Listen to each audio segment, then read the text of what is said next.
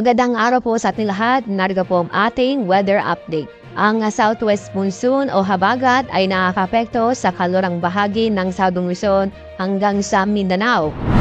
Kaya ngayong araw, itong malaki pong bahagi po ng Luzon, kasama po ang Metro Manila, ay magiging bahagyang maulap hanggang sa maulap ang kalangitan na may kasamang isolated na mga pagulan dahil sa thunderstorm. Itong bahagyang maulap ang kalangitan kadalasan nangyayari po sa umaga. Pero sa lalabing bahagi po ngayong araw, inaasa po nating magiging makulimlim o maulap na kalangitan. Dapat tayo sa lalabing bahagi po ng ating bansa. Itong lalawigan po ng Palawan, at niyo kakita itong buong Mindanao. Aasahan po ngayong araw ang maulap na palangitan na may mga kalat-kalat na pag-ulan at thunderstorm.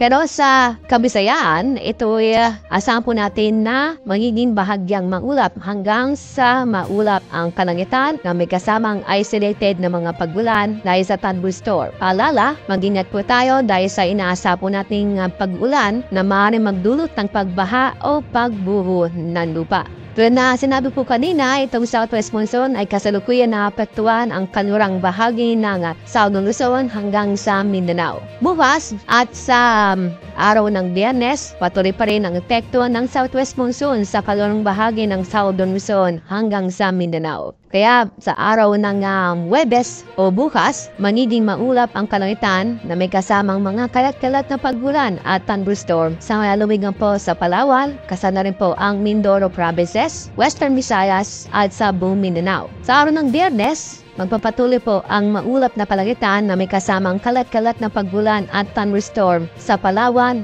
Mindoro Provinces, Western Visayas. Asahan din ang mga kalat-kalat na pag-ulan at thunderstorm sa araw ng Biyernes sa Zamboanga Peninsula, at ganon din po sa Soxargen at Barm. Sa loob po ng 3 araw, sa nakita namin, wala po tayo inaasahang mabubuong bagyo o low pressure area na maaaring makapekto sa ating bansa.